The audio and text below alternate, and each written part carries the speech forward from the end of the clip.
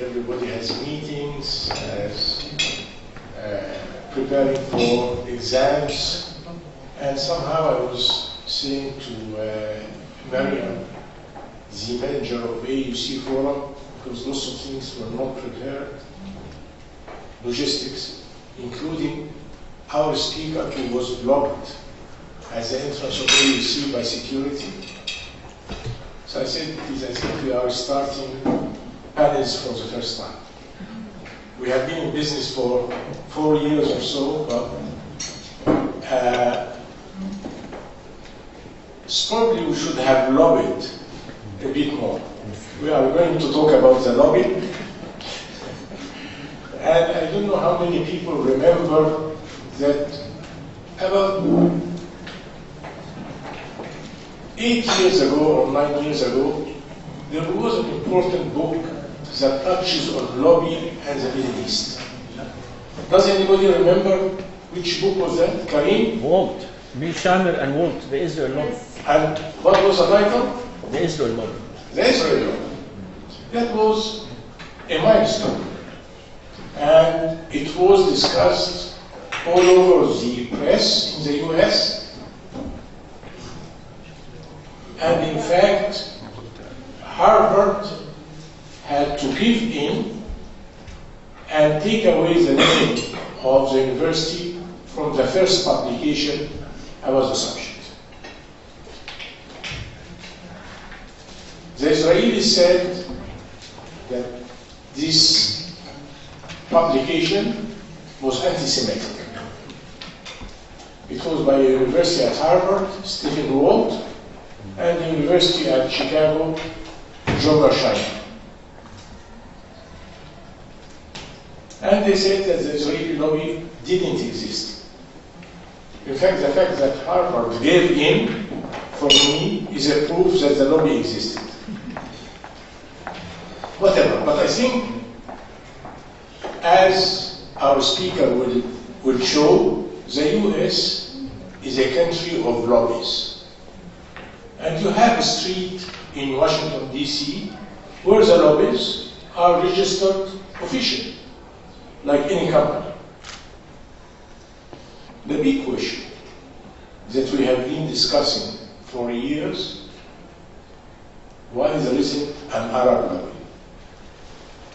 And I remember when I was living in that part of the world, in that neighborhood, with colleagues, seniors than me, Edward Said, Ibrahim Abullah, we worked very hard, and the Arab lobby just didn't take off. We had the resources, financial and intellectual. We had second and third generation of Arabs who were in North America, the US and Canada.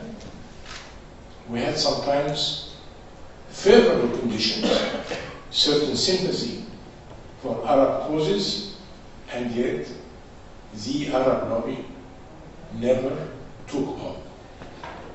For me, that is still a puzzle. And when Dr. Dania Khatib published her book based on her PhD thesis at the University of Exeter in England, I said, probably she will give us an answer. Finally, when I am at AUC, just before retiring perhaps, I'll have an answer to the puzzle that interested me since early days.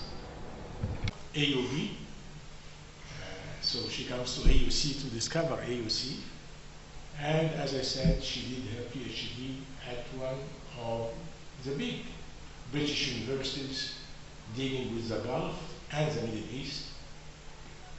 Fantastic region. The University of Exeter is on the way to Devon. Fantastic region in the UK, if ever you have the chance to go, but also a very well-established institution in politics and especially Middle East politics. So I jumped on the occasion once I met Dania in, I think it was in the Emirates in October for the first time. And I invited her here, and I'm very glad that she could come. She has just attended the big conference on Arab thought. Really, she can mention perhaps a sentence or two about that. And her book is already getting to be a bestseller, both in Arabic and in English. With that, then, I'll give her the floor. She will talk about 40 minutes or so, and then we will have, as usual, a discussion, and hopefully at the end, we will have an answer to the puzzle. Thank you. Thank you. Thank you, Dr. Bahgat, for the introduction. Thank you very much, and thank you very much for hosting me. The style where I will present, Dr. Bahgat gave an introduction about me, so I don't need to introduce myself, but I will talk about the style, how the presentation will go. All my presentations are interactive. My favorite philosopher is Socrates, and Socrates used to use discussion. Socrates' mom was a midwife, and the way she used to extract children from the womb of their mom, he used to believe the best way to teach or to give knowledge is through extracting ideas from the mind of his students. So it will be very interactive. If you have any comments while I'm presenting, please feel free to interrupt me. I wouldn't mind. And I will be asking you questions while I'm presenting. The Arab Lobby, I put a question mark. So can anyone answer me what is a lobbying and what is a lobby? What is lobby? Sorry? Faddal.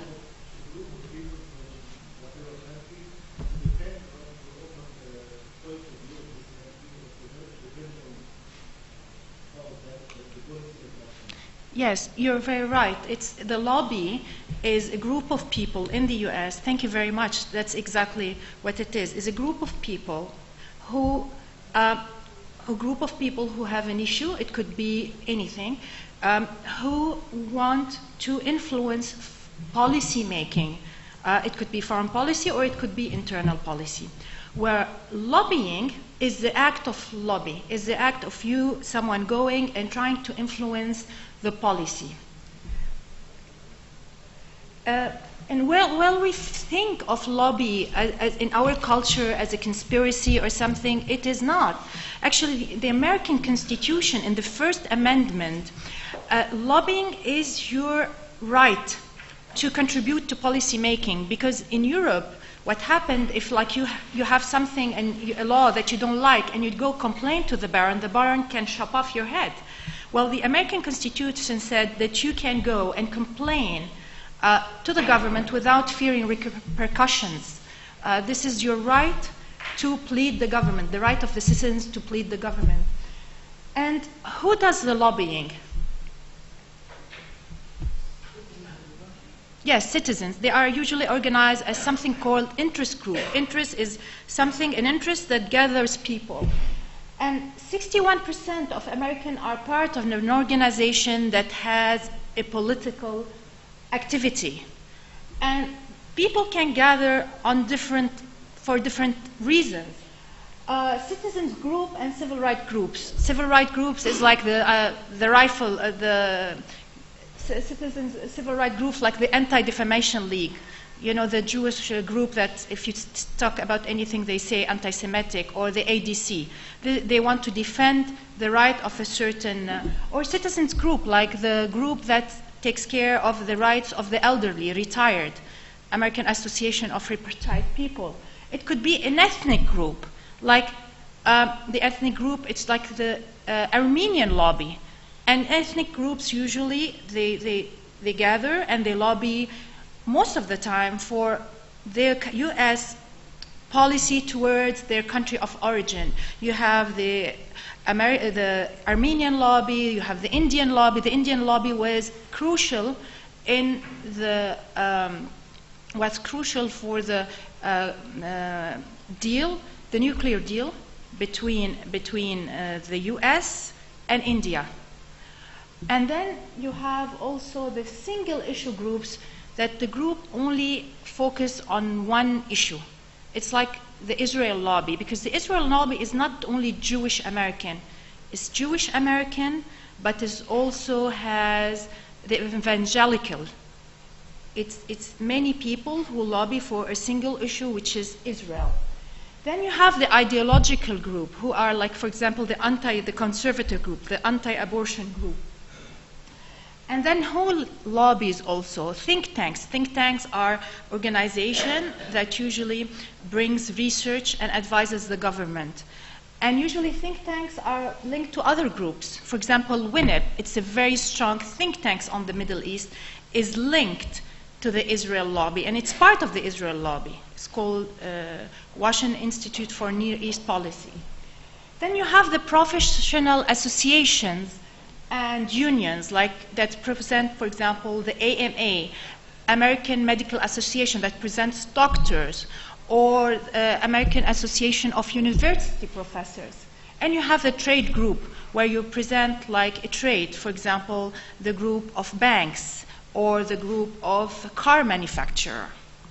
So all these try to gather and try to get organized and to influence the government in a way that's favorable to them. And this is a constitutional right.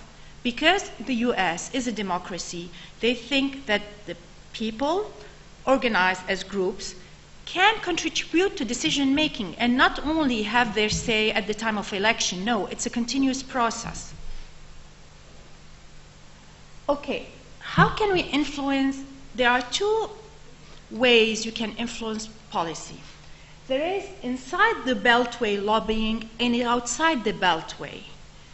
Inside the Beltway is when we go directly to the decision maker. Like, you know, a group, for example, the lesbian and gay group go directly to the senator or to the congressman and tell him we need laws that are more favorable toward us as a group of American citizens. This is inside the Beltway.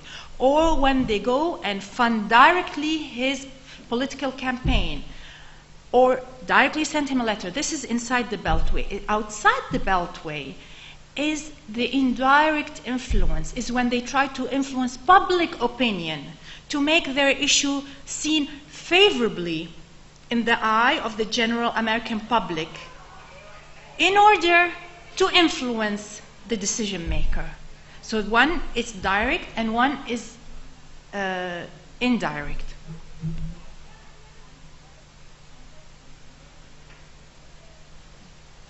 And how can we influence? Okay, you have the slide, but I will ask you, how can you influence the decision maker? How can you influence policy maker in the US? Yes. Yes. Yes. Sorry, you raised your hand. The clever lobbies actually try to attract the Americans to support their the policy of their governments or whatever the rules by too many ways. By too many, some of them hire some lobbyists. Some public relation companies to do that. But by that way, it's all to attract some and too many or some Americans to support them, as you said, to be influenced at the policymakers at the Congress. Yes. Actually, the most important two elements to influence policy making is what makes a decision maker, let's say a congressman who's an elected official, come to power or fail, which is two things, which is the money and the vote. Because you need money to fund your campaign and you need the votes to get elected. So these are the two most important tools to influence policy. And in the US, elections are very expensive. Unlike in the Arab world, where the election don't rely so much. It's the other way. In the Arab world, it's like the elected official buy votes. He pays money for the people to elect him. In the US, it's people fund his campaign, so he can spend it on advertising, on traveling around the states, on for the president. The presidential campaign in 2012 cost $2.6 billion, not million, $billion. And for the same year, the congressional election cost $1.8 billion, and that's a lot of money. And where do they get this money? They get it from contributors who are interest groups.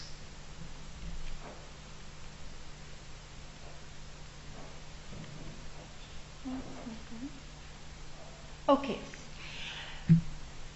The US, the reason we don't understand the US is decision-making in the US is different than us.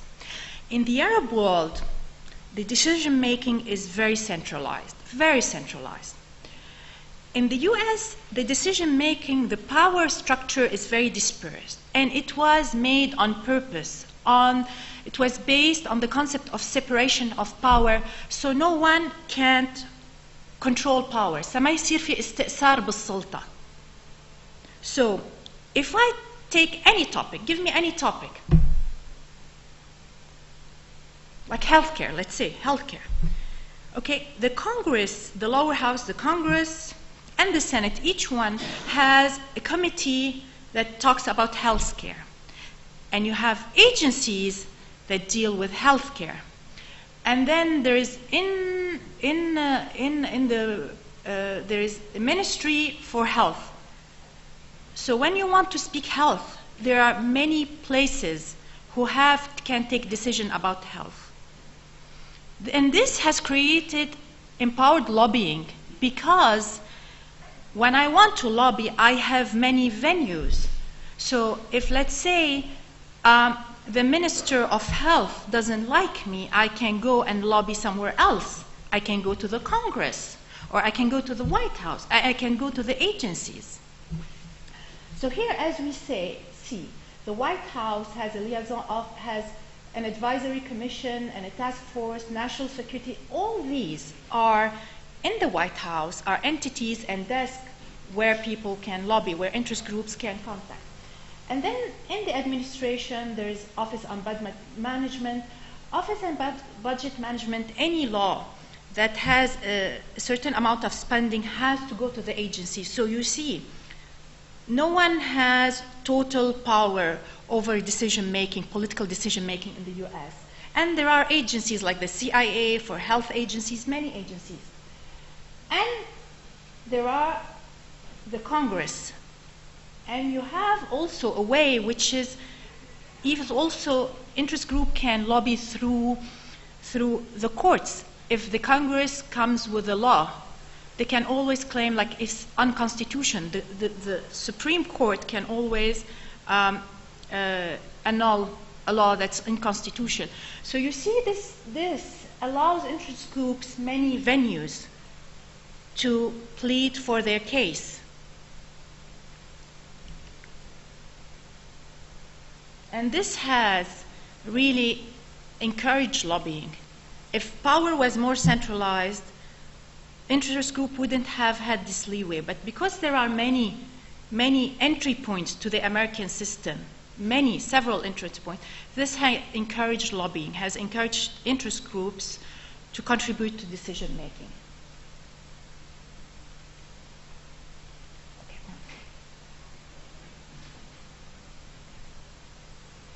Now we come to the part. This is to give you a very general about lobbying. I didn't go into how campaigns are funded and the type of interest groups, like the type of organization. I just wanted to give you a general idea about what is lobbying and how people are organized. Is it clear? Can we move on to the second part? Okay. Now we come to the part that interests us, the Arab world. And interests us because it's the relation of the US and its influence in the Arab world. Who tries to influence US foreign policy towards the region, not only towards the US foreign policy? You have ethnic groups from inside, and you have foreign countries like, foreign countries, they want a certain relation with the US. And here we have difference between two lobbying. If you go to the US, you see all countries lobby the US. And they have the right to lobby, but they have to register. It's Foreign Agent Registration Act. So even Monaco, which is a tiny, teeny-weeny country, has a lobbyist who's lobbying the US government. And what's the difference between domestic lobbying? Let's say, what's the difference between what AIPAC does and what Saudi Arabia does when they hire Clinton? What AIPAC does is its right, constitutional right, to contribute to decision-making because they represent a group of American citizens. Whereas when Clinton goes and talks, I'm just giving Clinton, he worked once for the UAE with the DP World, and nothing came out of it. When Clinton goes and talks on the behalf of the UAE to the senator or congressman, he's presenting a foreign interest. This is why the lobbying that is so, in your opinion, which one is lobbying is more effective, the domestic or the foreign? Of course, the domestic. Because domestic, we have the right to contribute to policy making, whereas when you hire expensive lobbyists, they represent a foreign country who wants something from the US.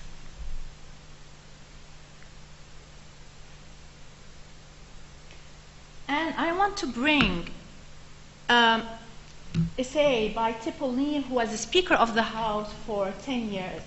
He says, all politics is local. What does it mean, all politics is local?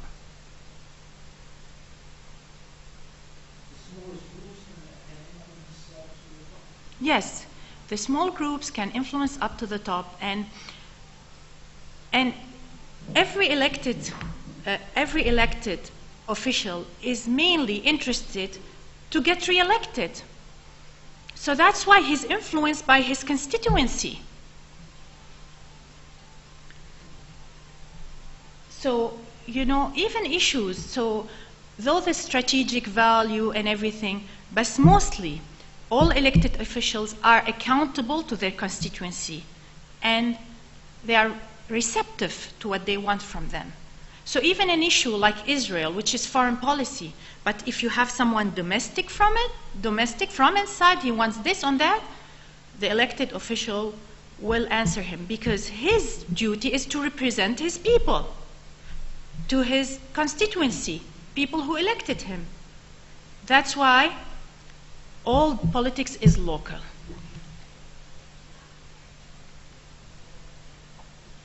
And now the question is like, which communities influence policy, foreign policy? I'll give you an example. The Chinese in the US are everywhere. They have lots of money, they're doing great in business, but there is no lobby. Because it's not in their culture, they're not politicized. It's not in the culture. That China has always been a dictatorship. It's not in their culture to go pay money for, they don't have it. They will never go to a senator and tell him, thank you, Congressman, I appreciate your issue, your opinion on this and that, and this is your $5,000 check. They would never do it. So, and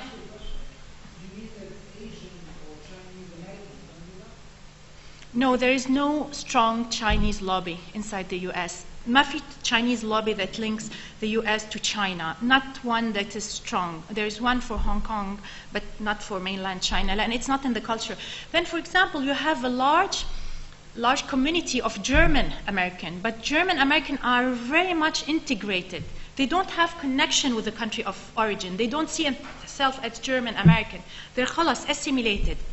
So, though there are like millions and millions of German American, but they're not, they don't organize as a group because they have no connection with the country of origin. So you have to be large enough. If you have large enough, you have to be organized. Like your Arabs, there are 6 million Arabs, but they're not organized, well organized as a lobby. And you have to be politicized, like the Chinese. The Chinese are not politicized. And you have to have the connection with the country of origin to make a lobby. And who has all of this? The Jewish community. The Jewish community, not very large, 5 million, but 5 million, don't forget, the system, 5 million, if you're politicized and active, this is a very large community. And they have connection with Israel. That makes him a strong lobby. So they are a fairly large minority. They're politicized, and they're extremely well organized, and they have a link with Israel. So that makes them a perfect lobby. Okay. We Arabs never thought of having a lobby. When I say also the Gulf, because they've always thought we don't need to lobby the US. First, it's alien to our culture. So we're like the Chinese. We don't understand it as a concept. But they always think that, you know, we have a strategic value with the US. And the Arabs have always worked with the administration, never with the Congress. Though the administration is accountable to the Congress. The Congress, anything that the president can say, they can vote him out if they want to. I'll give you an example, which is about Israel. We always wonder, why Israel, why America supports Israel? Why America supports Israel? Because of the lobby. Has America always supported Israel all the time since it? Well, not all the time. In '56, who kicked them out of Suez? Who told Israel to retreat from Suez? It's President Eisenhower. Yes, but it was pressure from the US mainly. And I'll tell you something. Kissinger, at the time of Nixon, because you had the two blocks. You had the Western bloc and you had the Eastern bloc. And oil, there was no alternative for oil. Kissinger presented an idea and he convinced Nixon and the administration. Is we cannot trust Arabs. Especially King Khalid once said, our loyalty is not to the Eastern Bloc or to the Western Bloc. Our loyalty is for the Muslim people all around the world. So Kissinger's idea was, because initially who supported Israel and gave them arms was France, de Gaulle. The American support came later on. Kissinger said, well, we can't trust the Arabs. What if they change their allegiance? Then the Soviet, if they control the oil field, they control the world. Democracy will go bye-bye. We'll have no more democracy. So Israel was like a surrogate fortress to prevent the Soviet if one day the Arabs changed their allegiance. And the 73 embargo was also gave Kissinger an alibi, because one day they said, we don't want to. They closed the tap and they said, sorry, no oil for today. So Kissinger's idea was we need a surrogate fortress in Israel, because it's looked at as a Western country. Israel will be the surrogate fortress. We can trust these people, and they will prevent the Soviets from reaching the oil field. And this is how came the strategic value of Israel to America, the strategic value. And this is how initially the US defended and supported Israel. But this changed, because with the fall of the Soviet Union, there was no Soviet threat to come and take the oil field. And the strategic value became zero after the first Gulf War, because now after the first Gulf War, the American had bases all over the Gulf. So why would they need Israel? They're there with their bases, with their military, to defend the oil field from any attack. But you'll be surprised that though Israel lost its strategic value, it didn't lose the support of the US. So now we wonder why. It is because the Israeli leaders had a vision. They knew that strategic value and geopolitical factor can change. Strategic, the same way now. The oil was like gold. There was no replacement, but now oil is no more important because there's the shale oil. So what they did for years and years, they worked on making the support for Israel indigenous, irrelevant of strategic value. So now when a congressman or politician or president support Israel, it's not because it's in the strategic interest of the US, it's because he needs to do that, because his constituency wants him to do that. So the support for Israel, the lobby made the support for Israel indigenous, a domestic issue, irrelevant of strategic factor and geopolitical changes.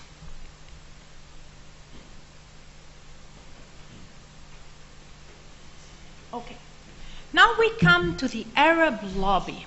First of all, there is nothing called the Arab lobby. So if you go and check the internet and check Arab lobby, you'll find my book. You'll find a book by a guy called Mitchell Bart, who wrote a book which is a propaganda and was not taken seriously because it was just a cheap trial to respond to the book that Mr. Karim mentioned by Walt and Marshamer. But there is nothing called Arab lobby. Please have a seat. Whereas if you put the Israel lobby, the first word, you'll get AIPAC. There's nothing called Arab lobby. But there's Arab lobbying. Especially the Arab Gulf countries, they try to lobby the US. But they've had many problems. First, they don't have a grassroots base. They've never tried to engage Arab Americans. They do bilateral lobbying, country to country. They never use like the overall idea to improve the Arab relation of the Arab world with the US. They use lobbyists for tactical issues. For example, I want an arms deal. I use a lobbyist for an arms deal. There is a human rights issue. I use this lobbyist for a human rights issue. They've never tried to lobby for an overall idea. For example, Israel lobbies. AIPAC, if you go to Google and get AIPAC, what's their mandate? Their mandate is the relation between the US and Israel. The maintenance of the state of Israel. That's their main. But you don't have anything of this sort in the Arab case. Nothing. So, and they used proxy lobbying. What does mean proxy lobbying? So let's say Saudi Arabia wants to buy a fighter jet, then the company that Lockheed Martin or Raytheon that's selling them, they will do the lobbying on their behalf. And they use lobbyists. So they don't have a real lobby. They don't have a grassroots. They don't have an overall narrative. They just have some lobbying for some issues that they have, and they lobby for short term, for the issues they're facing there and then. There's no long-term view, there is no strategic thinking, there is no grassroots.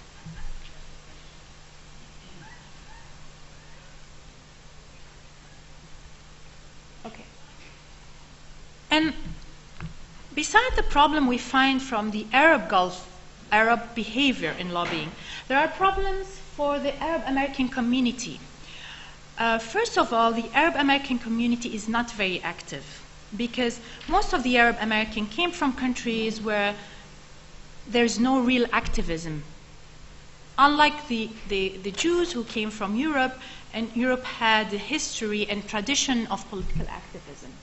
And they're disunited. First, they come from 22 countries, and even from the same country, there's a lot of differences in there as much as there is differences here. You have the difference between Sunni and Shia, and now the Arab Spring have created more disunity. Some are with Assad, some are against Assad, and their lack of resources.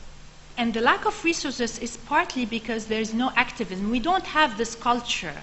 You know, the Arabs do pay a lot of money for charity. They will pay for St. Jude, for children who have cancer, but they, like the Chinese, they will never go to a congressman and tell him, I appreciate your position on Palestine, this is your $5,000 check. They will not do it. They would spend $100,000 to St. Jude, but they will not. It's not in the culture to give money for politics. It's not in the culture. Sorry? Yes, that's exactly true. Thank you for adding this point. It's like a lot of people in they don't even like the government they come from. And this is not only the case in Arab American. I'll tell you something. The embargo on Cuba was maintained for so many years, though it's not in the interest of the U.S. because U.S.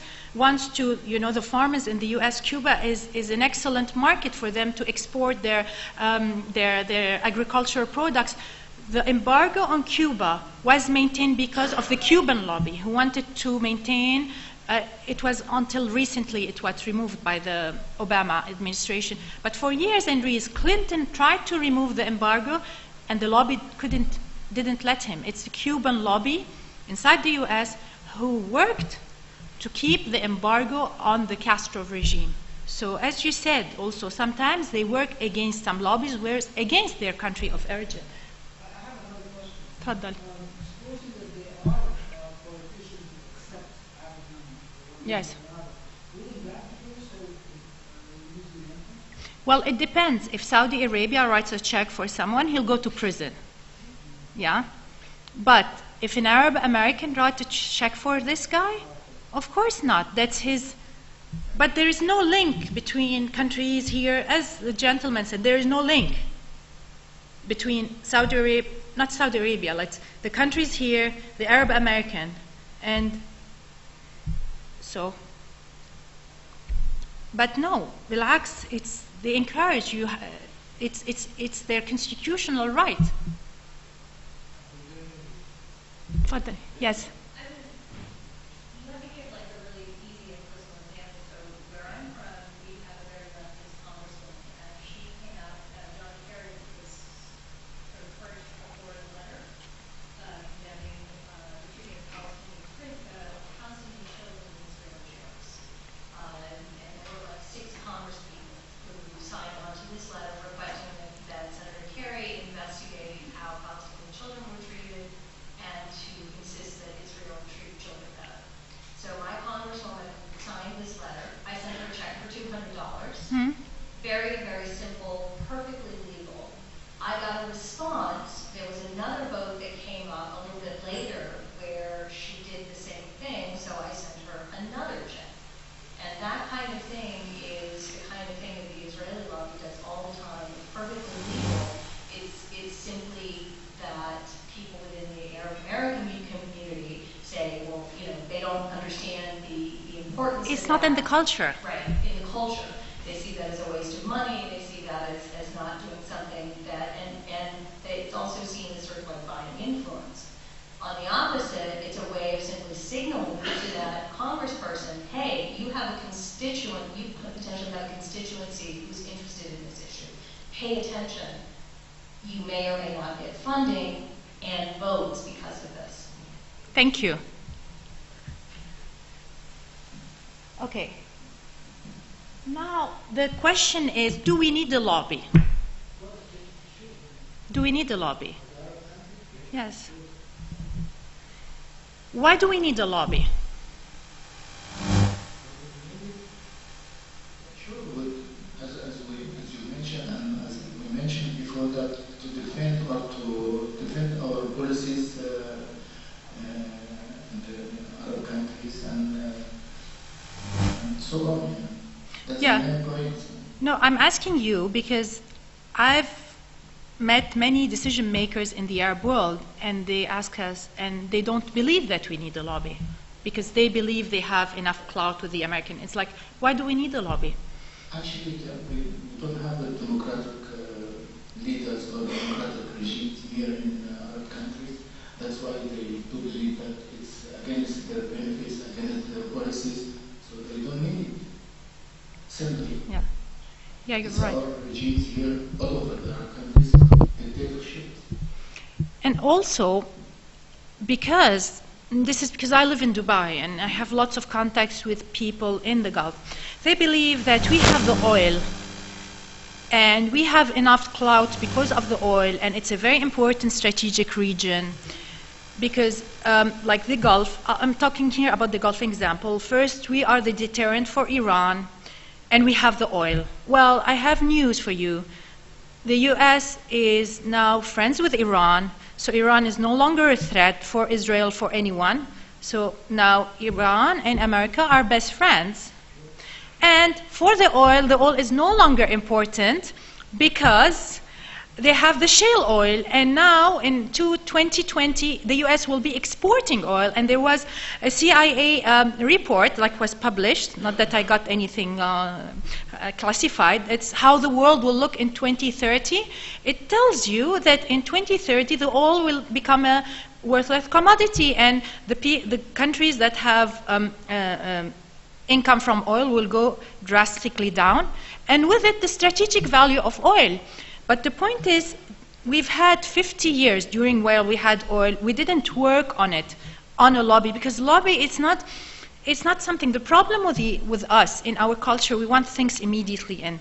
The lobby, the Israeli worked on a lobby for years and years and years to engage the people, to educate them, to politicize them. It doesn't happen.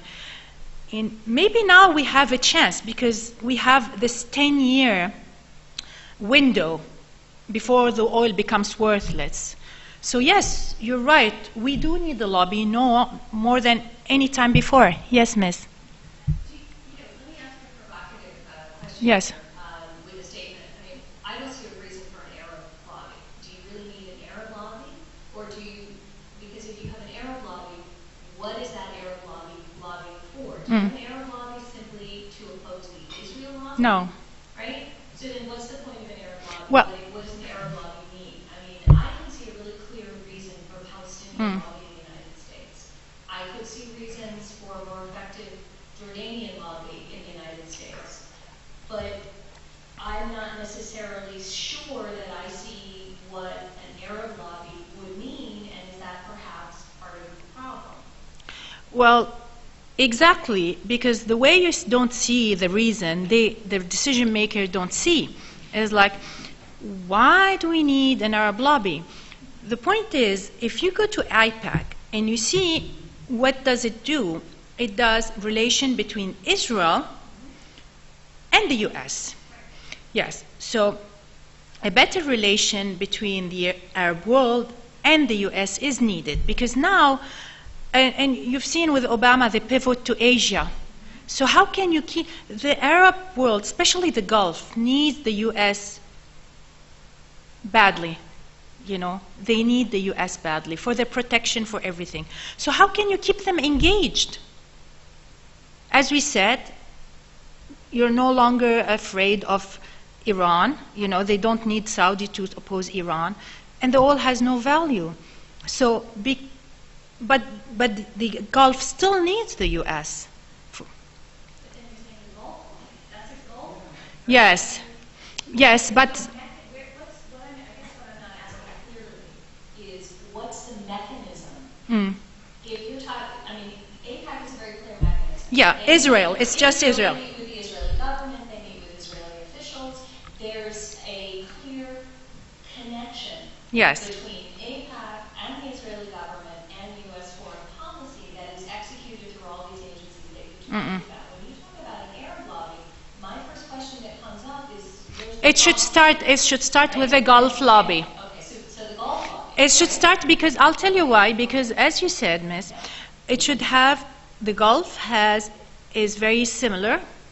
They have the same threats. They are very homogeneous. So if you say, for example, the relation between Algeria and the U.S. is very different than the relation between the Emirates and the U.S. If you say, for example, the Morocco and the U.S. is very different than the relation between Kuwait and the U.S. But the relation between Kuwait and the U.S. and Saudi and the U.S. and Emirates is very similar. So this should be the starting point, and thank you for the introduction, because thank you for the statement, and this is how I think it should start. Well, a lot of people speak about the Arab League having a lobby, but that becomes, and we discussed it during the conference, but that's very problematic. That's very problematic. If you want to start with something, that will become very, very problematic, is the Arab League, because, you know, Mauritania's interest with the U.S. is very different from the Saudi interest with the U.S. So you start with something that's more homogeneous, then more compact, that's more concrete. Then later on, when there is like a general, let's say, pan-Arab perception of threats, and later on you can have a pan-Arab lobby, but the start could not be pan-Arab. And this is, I argued with, you should start with the more, and I don't think it's Palestinian. It should start an Arab Gulf lobby, not a Palestinian lobby. I think it should start with an Arab Gulf lobby, because the Arab Gulf has more money, yeah, and Palestine, it's not an issue for them to start a lobby. It will be their own interest, keeping the U.S. engaged.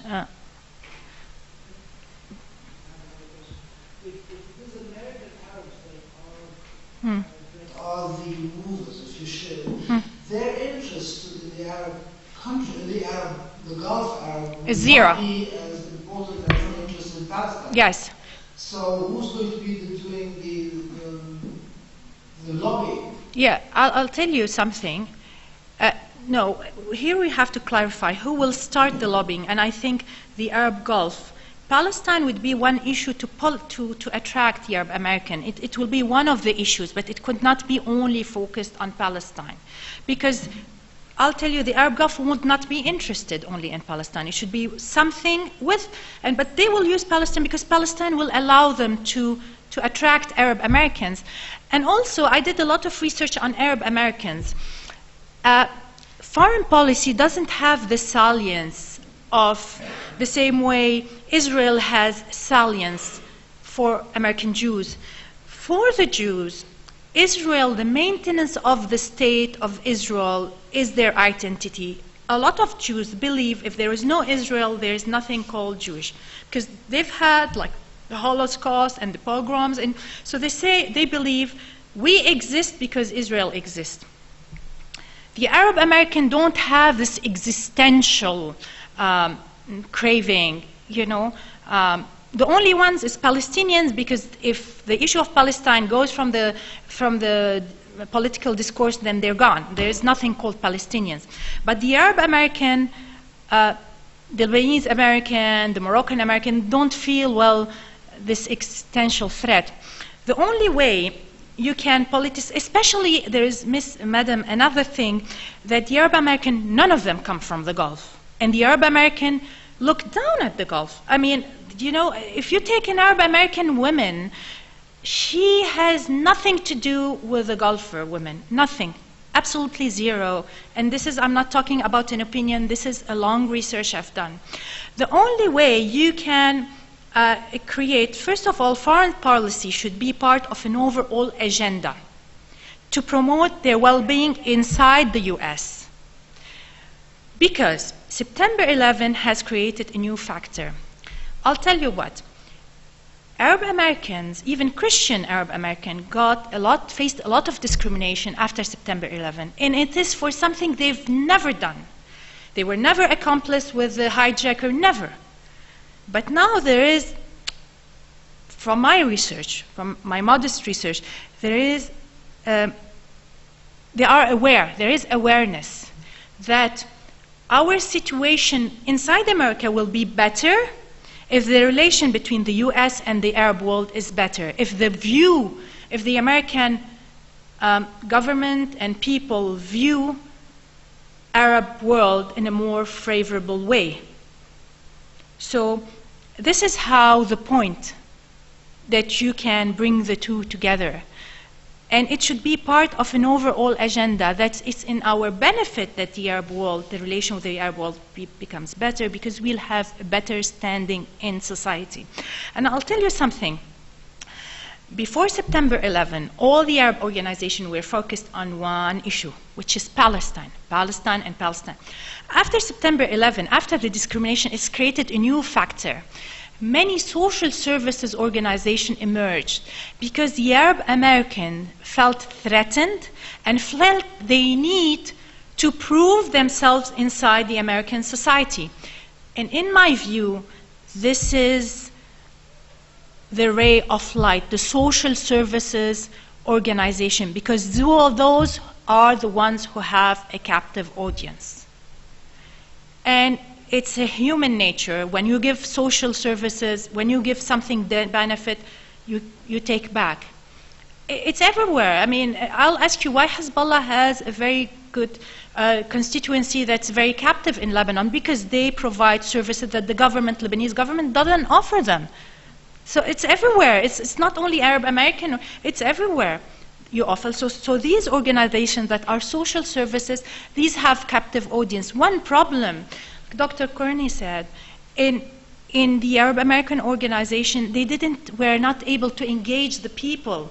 You had NAAA. NAAA was established in the 70s. It was supposed to be a competitor at AIPAC. It didn't fly off because they were not able to have a grassroots base. They were not able to engage the American. They were not. It's just with just a political aim, they could not. So now, if we want to have a lobby, if the Gulf wants to have a lobby, the key is to link these social services with a political organization to make them politicized. Because these social services are the ones that have captive audience. Access, which is in Michigan, Detroit, is a social organization, is the largest nonprofit organization in Michigan. They were able to raise $20 million from regular people like me and you to make an exhibition, to make a museum for Arab Americans, like the Arab Americans who contributed to America, like Paula Abdul, many. So they were able to raise $20 million. Tell me one organization that are political, like ADC or AI, who is able to raise this much money. They're not. But because the social service has captive audience, because they give, they are able to take back. This organization was able to raise $20 million. And it's not only about ethnic groups or something. I'll give you an example of two lobbies in the US. The American Medical Association and American Association of University Professors. Both of them have a large constituency, but AMA is very strong. The administration cannot take one decision in healthcare without consulting with them. The other one that is not very strong. Why? Because American Association for University Professors has only a political aim, which is unionization. It doesn't offer any services. You know, the anthropology, there is an anthropology group that does conferences. The AMA offers direct benefits because they offer malpractice insurance, and then they have their magazine, JAMA, and they do conferences. So that's why they have a captive audience. They're able, their constituency, they're able to engage them. So, and here we see two lobbies that have a large membership. One is very effective, one is not very effective. One is effective. So why is that? Because one offers direct services and one doesn't offer direct services. Because it's human nature. When it's only a political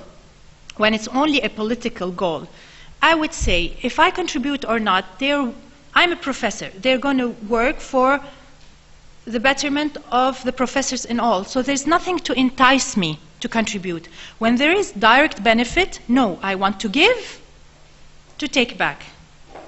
Did I make this concept clear, or should I explain? Because it's quite a tricky concept. Was it clear? So now, yes. I think what you're saying, if I can just paraphrase it, is that what you're saying is for the video, Alison, you have to talk. Sorry. See, now I've lost my train of thought back.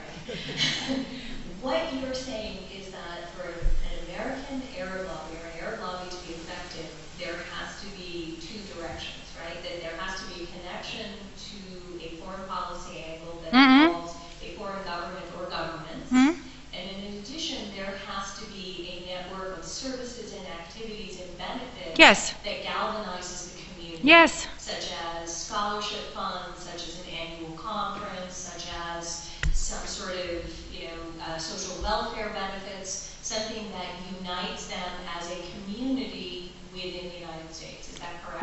Yes. You need to have the social services. If you see AIPAC, Below IPAC is just the ideology, but below IPAC there are like over 60 organizations that offer social services, and you've listed some of them. It's like, you know, they give you scholarship, they do social activities, they do excursion. If you're a Jewish American, you can say go, and you're a youngster, you can go spend 2 weeks in Israel. Many, like, you know, we can't even have the time to list them. So, any more questions? Yes. What do you do with regards to? What do you do with regards to candidates that get re-elected or elected based on standing on the platform of ostracizing the Arab or the Muslim community? Because I feel like it's becoming more of a norm or a method of getting elected. Yes.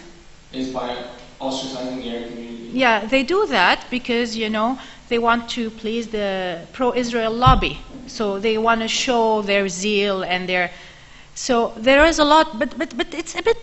So the way to do it is you show that you're there, and as Miss Allison did, because, you know, once I met George Mitchell, and he told me something, and he told me, you know, the Arabs, if you stand with them, you gain nothing. But if you ostracize them and stand against them, you lose nothing. So if I'm a senator, okay, and I have from one side the Arabs who I'll get nothing from them, and from the other side the Israel lobby, so if I please him and if I show him I'm pro-Israel and I'm against the Arab, I will gain. What will I do? What will I do? It's not the problem with the candidates, it's the problems with the Arabs not being active enough. It's a problem with the Arabs not being active enough. I mean, if I were a candidate, I will do exactly the same. Trust me, I would do exactly the same. Yes? I just have a question going off that. I've been thinking about it for a while. So in terms of, you know, second generation, third generation Americans who have faced a lot of this discrimination, as well as many other Americans, can't you say that, you know, racist and other statements like that actually can hurt candidates? Because there's a pushback against that. That there are people who don't necessarily buy into statements that are anti-Arab, that being anti-Arab does not necessarily make you a better No, I mean, I'm not, you're right. It's not always being an anti-Arab, but I'm just trying to answer him is like why some people take anti-Arab statements. Not everyone is anti-Arab, no. But when he said a lot of candidates use anti-Arab, well, they use it because, you know, there is no repercussion. There is a saying in Arabic, I don't know if all, you know, when they ask Pharaoh, what made you a Pharaoh? He said, there's no one to stand against me. Ya Pharaoh min far'a inak ma hadan waqif bwajhi. So, you know, so that's exactly it. But not always. You know, you have a lot of people, and you know, there are many candidates who lost their public office because they stood for what they believed in, because they don't accept discrimination, and they did what they believed on was right, and they lost their office. I'll tell you something. You know, the AWACS, it was when the Saudi Arabia bought fighter jets, and the Israel lobby was very much against it. Many senators, Hakawaya and I can't remember the name, Larson, but these people who stood for it, and they didn't stand for it because they love Saudi Arabia or because Saudi Arabia, because they thought it's in the strategic interest of the U.S. that Saudi Arabia has this weapon to deter the Soviet, lost their office. You know, the Arabs didn't come to their rescue when the Jewish money was funding their opponent, when the pro-Israel was doing campaigns against them, campaigns in the media. The Saudi or the Arabs didn't support them, so didn't put a campaign, a media campaign to support them or to defend them. They didn't give the Arab Americans, didn't channel money into their campaigns, so they lost. So I'm not saying everyone, but I'm saying, you know, it's survival. As a congressman, as an elected, you have their first aim is to get re-elected. I want to come to the important question that Alison raised. Do you need a lobby? This is a basic question. And I'm slightly different. I say, yes, you do, for at least two reasons. One, American society is a lobby society. And if you leave an interest group working, it can mislead the decision. Take the example of the gun lobby. The gun lobby, the American society is a violent society. And up till now, you haven't been able to control the lobby. Obama has been going very strong against it, but he's failing. That's number one. Concerning the Middle East, the debate about the Israeli lobby, and that is the important thing about that bestseller, is that the way the American policy in the Middle East has been planned is against American national interest. That is the whole idea. It is not anti-Arab, it is not pro-Israel, it is against American interest. And that's how you should, the basis on which you should build a lobby. And this has been backed. Morally, you take positions that are not defendable in terms of human rights, and financially. I mean, Israel costs America a lot of money. And hence, lots of Americans were interested in an Arab lobby just to balance the situation. Because otherwise, the American policy in the Middle East would be very skewed. So, there is no question about the need for an Arab lobby. The question is, why didn't it work? That is the question. And I think you raised one important question, is that the Arabs are divided among themselves. I mean, I'm talking about field work. They wanted you to defend either Saudi Arabia or Kuwait or Morocco, but when you come to the so-called Arab cause, they were not interested. No, they're not strategic thinking. And number two, and I think we have to be frank about that, they were interested in clients, not citizens working for them. That they want to buy you if you are American or Canadian, and you want to work for the cause, they want they own you to say what they want you to say. And that is related actually to the way Arab regimes function. And let's be frank about these things. And I'll tell you something. The head of a very big social services organization, and I told him, he said, I don't want to do anything with the Arab governments. I said, what? He said, listen, because if I do what they want me to do, I will lose my credibility with my people. I want that. And they are not consistent. You know, they will fund you today, they will not fund you tomorrow, and you need consistency. They are not consistent at all. They don't have long-term strategic thinking. You know, I'll give you an example. Once, one very influential person, and I told him that we need a lobby. He said, we don't need a lobby. Our ambassador takes Joe Biden for dinner. No, that's exactly what he told him. He calls him on his personal phone, and he takes him with his...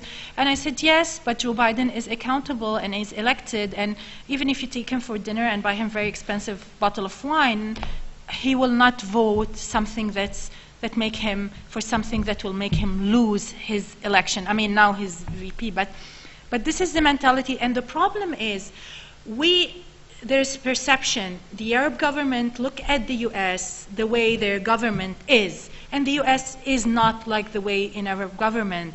It's not ruled by families, it's ruled by institution. There is a system. If you're friends with Obama, it doesn't mean he will do. If you're friends with Obama, it doesn't mean your problems are solved. No. Actually, I had one congressman who told me, the garbager in my district is more important than an Arab ambassador, because the Arab ambassador cannot do for him anything, where the garbager, he can not vote for him, he's part of a union, he can influence his peers, he can influence his neighborhood. So he said, the garbager in my district is more, and the problem is they don't get it. And the reason why I went through this is because I want to raise awareness. there need to be awareness about how the American system is not against us, and America is not against us. This is a misconception, and America is not a toy for the Jews, as we say, and it's like for the Zionists.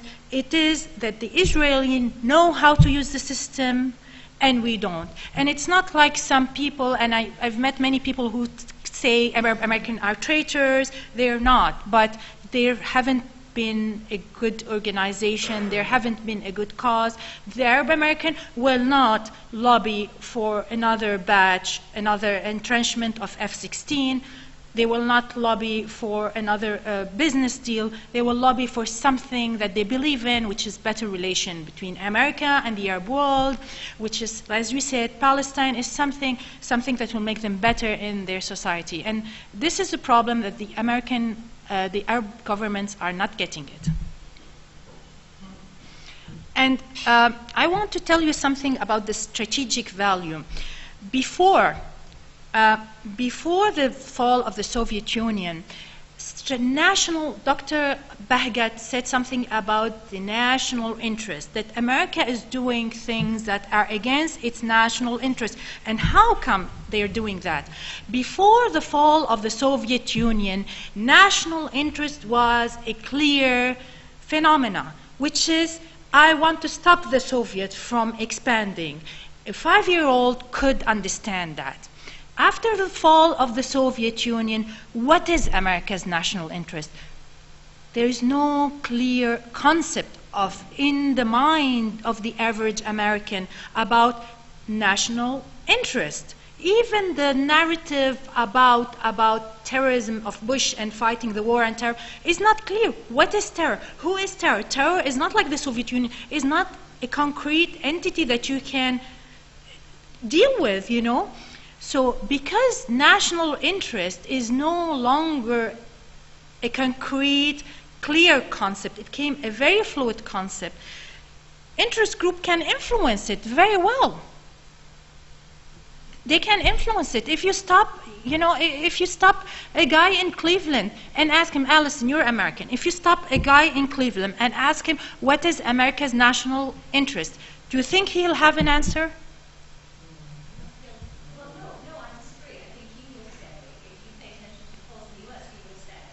We need to get out of them foreign countries. We need to protect our borders from them. And a lot of the rhetoric that Trump is coming out of Trump's mouth is indicative of a sense that you see that Americans are now defining their national interest abroad in isolationist terms.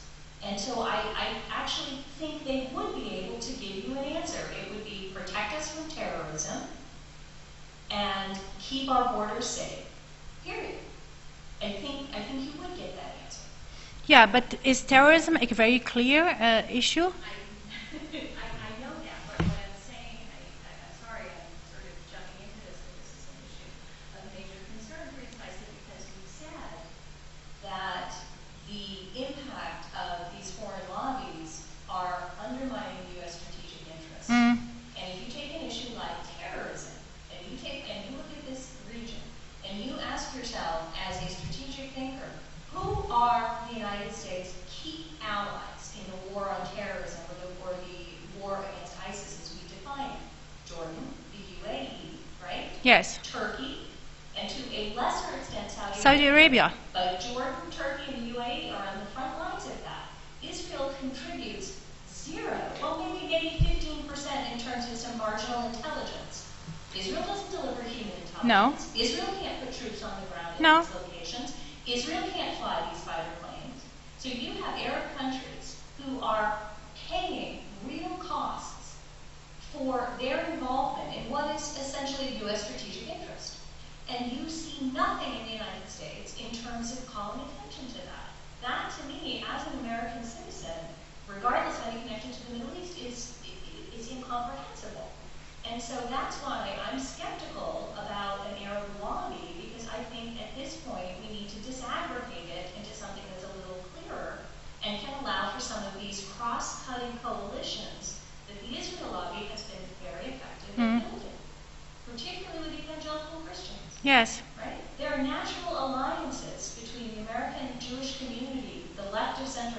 Jewish community and the pro-Palestinian lobby. You put that into an Arab lobby that includes a country like Saudi Arabia, it goes nowhere, right? Yes. Right? You could have national defense lobbies or even strategic defense against terrorism. That could include some of these countries I just talked about. Make America strong or whatever you want to call it. But you can't do that with under this catch-all Arab lobby. And that's, I think, where I'm having problems, because your diagnosis of the problem is so accurate and so precise and so needed in the discourse in this region. I think we just disagree on the remedy. Well, yeah, but you know, also lobbies are a coalition. You make a lobby from a coalition. And, you know, the Arabs should find with who they can do coalition. Like, you know, number one they can do a coalition with is the Armenian lobby. You know, number one, huh? Well, no, and some issues, like Egypt now is with Saudi on in Yemen, but they are not with Saudi on Syria. So this can be played on, and it's not can be decided like now. You know, we're just discussing, but there have to be a presence inside the U.S. You mentioned something that the average American doesn't know, that, you know, an ally on terror, he doesn't know the value of this country on being an ally on terror. You know, he doesn't know. So this is where you need a lot of awareness. On the other hand, the American blacks, they think that these countries bring terrorism. So there need to be awareness. And the key is to have a positive image. You can't have a lobby for an entity or a community or a people that are viewed negatively by the American public. So you need to engage the Arab American, but you need to have a big campaign to improve the Arab image. And this is something the Arab American first and foremost will benefit from, because their image is related to the image of the region. Other comments? Yes?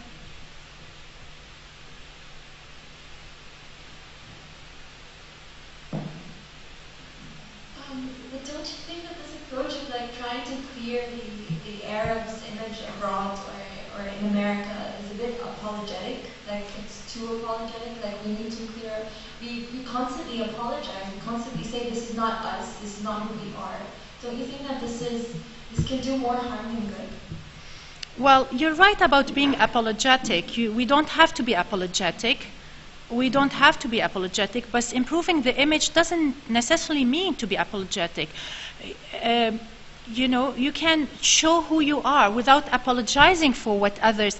I'll give you an example. One time on BBC, there was one guy after the Charlie Hebdo who said, one guy who came on BBC and he said, well, the Muslims should apologize for what was being done in Charlie Hebdo. And the guy was called Richard. And the speaker told him, well, if I go and kill someone in the name of everyone who's called Richard, will you come and apologize for me? And he said, no. He said, it's the same thing. And the guy couldn't go on, and he said, I just pity you, and that's why I'm going to cut the call. No, we don't have to be apologetic. We can keep on apologizing, and you know, we apologize, and we show, the more we apologize, we show we are weak. No, we should not apologize, but we have to show who we are. We have to show who we are. We have to show that we are people who have tradition, that we are people who are. There is a lot of negative image in the U.S. that the women here are beaten up, that we are lazy people, that we don't work, that we have to clear that, but not by being apologetic. We have to show who we truly are, and we have to be proud of ourselves. If we are not in our house proud of ourselves, we can't no one will respect us.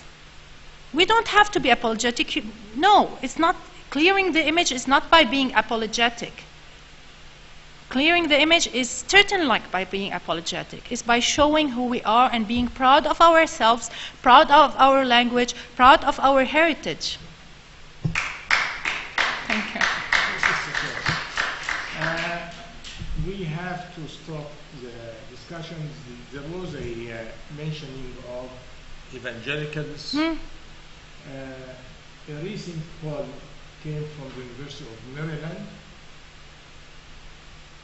and the results are shocking. 77% of evangelical Republicans still think that U.S. foreign policy should be on the side of Israel. 22% think it should be neither. 0% think it should be pro-Palestine. That is when Israel costs the U.S. so much money. That is when Israel has actually misled American policy by giving them the wrong information to intervene in Iraq in 2003. The clean break. So this is scandalous. I mean, you have a situation there where the way is paved for a counter lobby to correct the situation, to balance. We have to blame ourselves. Yes, of we course. have to be said. That we don't have to blame the Israelis. The Israelis are doing. You have now a situation, very serious situation, which is very un-American, with somebody like Trump, who wants to make differences among people who have the same American passport. Americans of Muslim or Arab origin, they should be restricted in their freedom of movement within the US and in going to other countries. That is very un-American. It is un-American. So obviously the absence of lobby will lead to more and more biases being built into the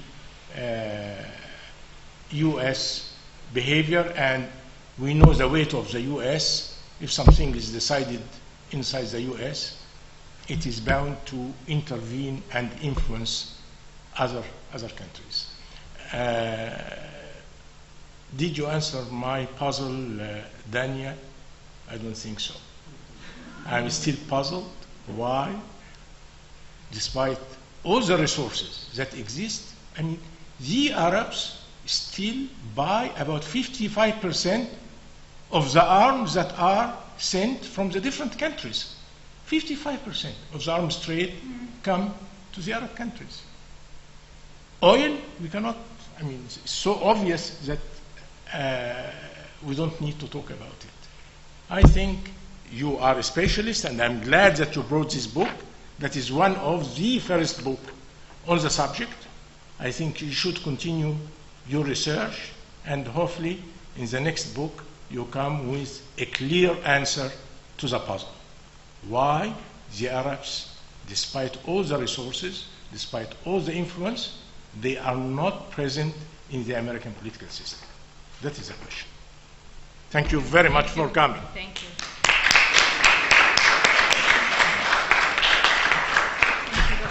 Thank you. Would you like to say that there are flyers about the book outside? Yeah.